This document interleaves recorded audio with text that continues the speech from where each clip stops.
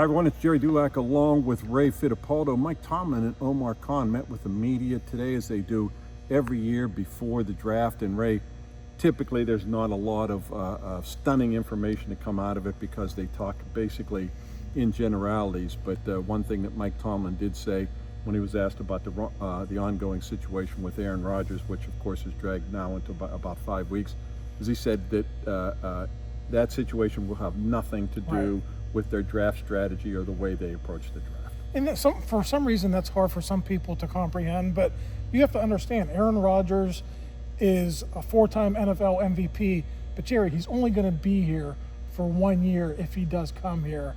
And so whether the Steelers would take a Shedeur Sanders at 21 or whether they would take a guy like Will Howard or Tyler Shuck in the 3rd or 4th round, that has zero impact and how they're going to approach this draft. Yeah, and Ray, Aaron Rodgers said on the Pat McAfee show last week that he's taking his time. That's something he's told the Steelers from the get-go. He's going to take his time to make this decision. He mentioned that he's had some family issues that he's dealing with. He's told that to the Steelers as well. So none of that was a surprise to the Steelers. But you get the sense, look, Art Rooney said at the owners' meetings they feel, quote, pretty good about him coming here. And he said everything is, quote, headed in our direction. And look, the Steelers aren't stupid. They firmly believe that Aaron Rodgers is going to sign here. Now, that doesn't mean he will because he is a different duck, as we know. But they believe he will sign here whether it's today, tomorrow, or 2 weeks from now after the draft. And at some point, Art Rooney at the owners' meetings did say we're willing to wait a little while longer. At some point, there is going to be a deadline for the Steelers, but 2027, do you think, maybe? Yeah, you just don't get the sense that it's anytime soon. I don't think they're panicking at all about that situation. Of course, all that has raised the curiosity level, Ray, that the Steelers are going to take or might take a quarterback in the 1st round. I don't see that happening because of what they feel they need to do. Nonetheless, I think that curiosity was raised even more when Shedeur Sanders came in for a visit. He's considered the number 2 quarterback in the draft. Probably only be 2 quarterbacks selected in the 1st round, we'll see, but he's number 2 behind Cam Ward. And I think that made everybody think, look, the Steelers are really serious about this. Part of them bringing him in was, I don't want to call it a favor to his dad, Deion Sanders, who Mike Tomlin is friendly with, but I think that, of course, heightened the speculation that they just might take a quarterback at 21 overall. And what else might heighten the speculation is Mike Tomlin going into detail about the visit with Sanders here. Now, maybe that's a smokescreen. Maybe he wants people... Which he acknowledged. He did acknowledge that. Maybe he wants people to think that they are very serious about it. Maybe they are, but it's just interesting.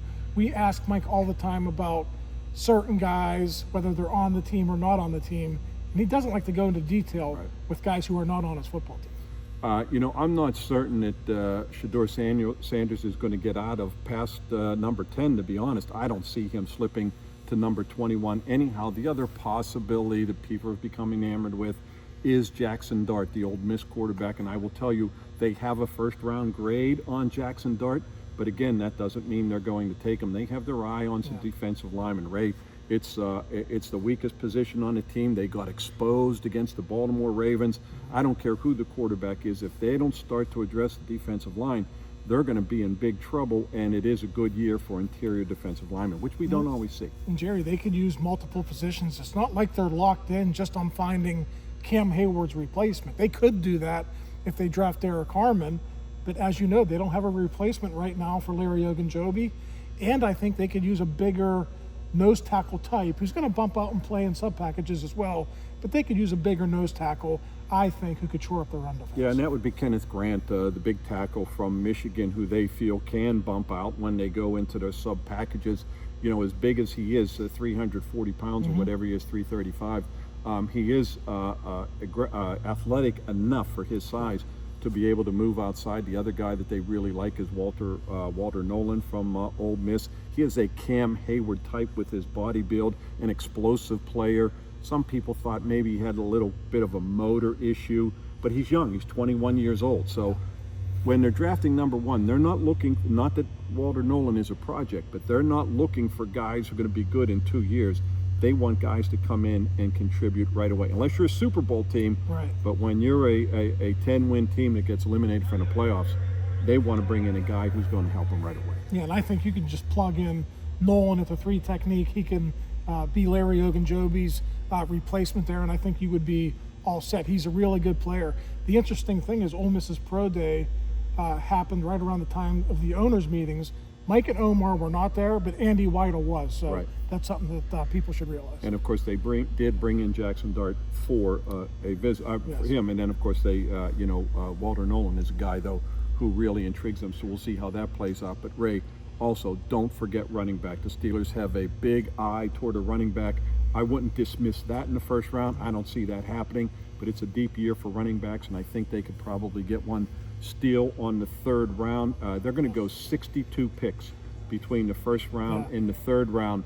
And while they are not intending to get that 2nd round pick back this year, they're content that DK Metcalf is their 2nd round pick.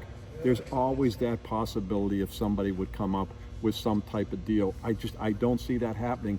But with a draft where the 2nd and 3rd rounds going to have a lot of good players, they don't have a pick in that 2nd round, and that's going to sting just a little bit. Yeah, it's interesting. A lot of the local people are mocking defensive linemen to the Steelers. A lot of the national people are mocking quarterbacks.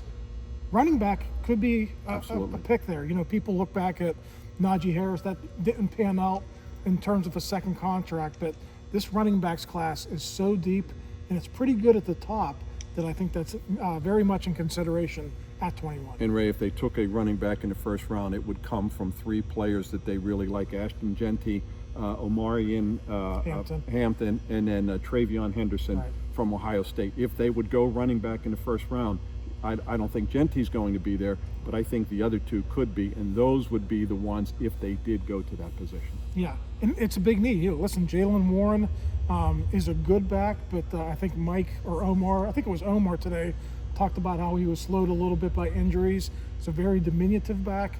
Kenneth Gainwell the same way.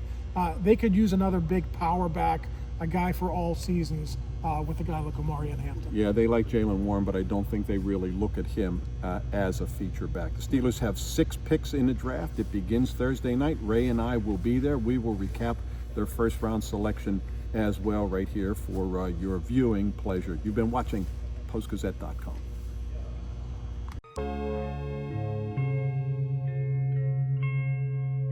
Thank you for checking out this content from Post-Gazette Sports. If you watch this video on YouTube, please like the video and subscribe to our channel. For all of the sports coverage the Post-Gazette has to offer, visit post-gazette.com.